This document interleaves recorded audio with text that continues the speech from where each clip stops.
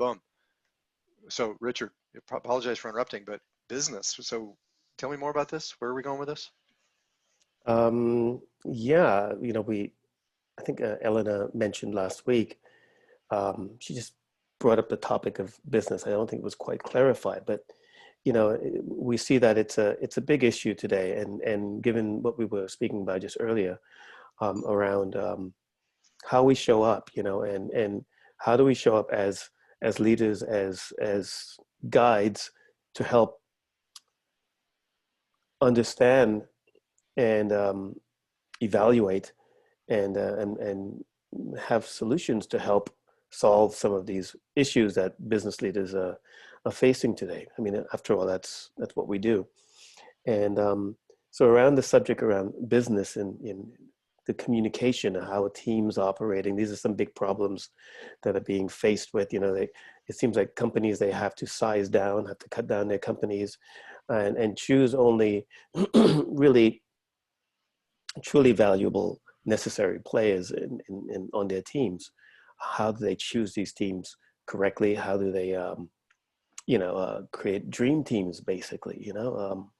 I think it's an important thing. The whole nature, the whole environment for businesses, it's changing so drastically, and yeah, it requires a whole new perspective and how an approach to hiring, to training your teams, and it's requiring more of these sort of essential components that the individuals need to have in order to work together in a functional way, to create more success. And anyway, that's what was coming up for me. Anything you guys like to add to that? Elena? Well, the thing that I've been thinking a lot about, when we're faced with challenges or when we're faced with bringing in a new hire, so much of what we're acting from is these things that we have to do. And there's learning involved in that, learning about each other. And when we're learning something, it can take us away from being authentic, because we're so focused on the doing that we forget the being. And so I'm always curious about how can we build in those feedback loops for checking back in with where we're at, so that we're not just getting caught up in the motions of learning.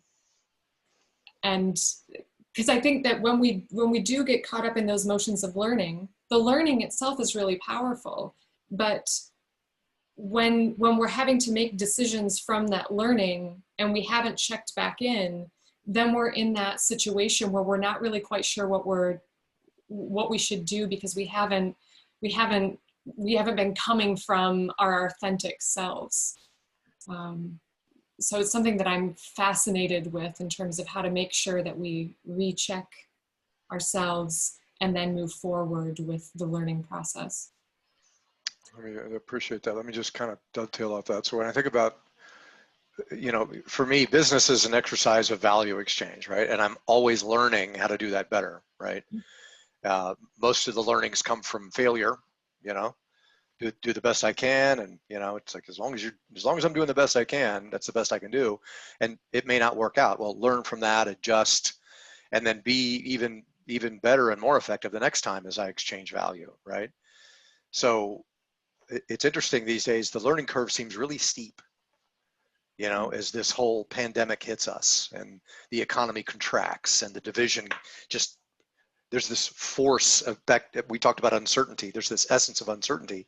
And as we apply that to business, as business leaders, people want to work with us because we're certain, right? We're confident. We know what we're talking about typically. But at the same time, how do you navigate those waters these days in an uncertain world? And maybe as we continue to learn and grow and exemplify that, what are you up against? What are we up against? Well, yeah, I mean, on the subject about learning, it's like you're having people doing dog work wearing white clothing, and it's working with the same old systems, trying to help people, trying to help a broken mind with a broken mind, you know? And where do we go from there? How does that change? So, I mean, there is a learning aspect that's necessary. And yeah, it's very uncomfortable. It's very uncomfortable being in that place of adapting new ways, because when we ask most people who they are to be themselves, everyone's going to say, I know myself, and but when we go deeper into it, and we really look into some of the, and it really simple things, but it's deep, because it's not what we're accustomed to in terms of really truly being ourselves. We're always being something else that we think we should be. There's always, the conditioning field that we're living is so powerful. We think that we're making these things up, but everyone's just trying to be something else, trying to be like this or that. But to really be uniquely yourself requires a whole other way of operating, and it requires learning how to do that, because it's not something that we've generally been taught from children. It's not something we've been taught in schools. It's not something we're taught in our society. It just isn't. And it's something that's, you're hearing it now in a lot of talks, and you go into this and that talk, and these different, you're hearing it in bits and pieces here and there, but it's still not a common thing that it's not. And so to bring this new way to businesses and communities, it's not easy, because you have all of these different thought patterns, you have all these different ways of people knowing this and that, and they clash. So this is the issue, but how do we do it? That's always the the underlying question, right? Finding, attracting. I mean, it first starts with us doing the work ourselves, and that becomes very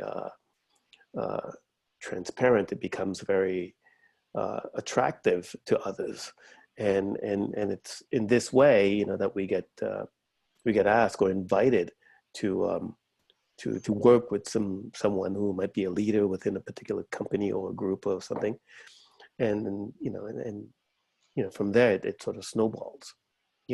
This is kind of how I see it happens. This is how it happened with me, and yeah, I'll yield from here for now.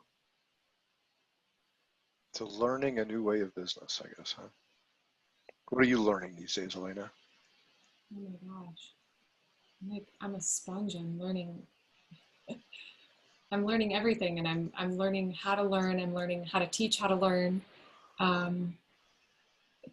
But Richard, one of the things that struck me about what you were saying is, especially since you've been talking about being structured in business, and one of these words that we're talking more about in business is authenticity.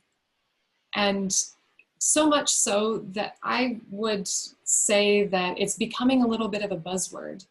And when we talk about it in the business sense, I feel like that it takes on this kind of finite quality. And so I've been trying to reverse engineer what this meaning actually is, because I'm all about being authentic, and I use the word too. But I want to make sure that I'm coming from a very solid base of what does that mean to me. And so what I've distilled that down to be is the freedom to be ourselves.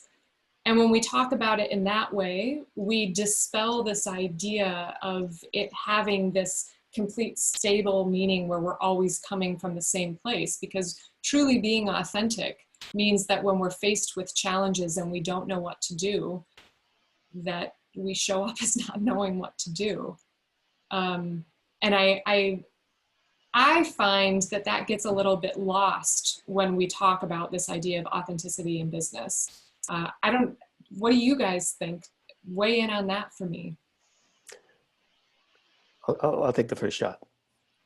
When I speak about authenticity, or what that means to me, based on, my last 15 years or so plus of doing this work around design and implementing it and going through the ups and downs and the whole process of it. It means that simple thing, which is, what does it mean when you say to be yourself, be true to yourself? Well, it even breaks down even into the practical aspect of it. It means following your strategy and honoring your inner authority. And what does that mean? That means everything. It means that when I'm trusting myself enough to allow things to come to me, and give myself enough time to process what has arrived to me, what is, what I'm responding to, that thing that showed up, and I'm like, oh my God, I like that. Oh, I don't like that. That thing that I'm responding to, when I give myself enough time to really go through this process of seeing whether I go through my wave to see whether I really like that or not. That's when I get my truth. When I get my clarity to really respond in the moment.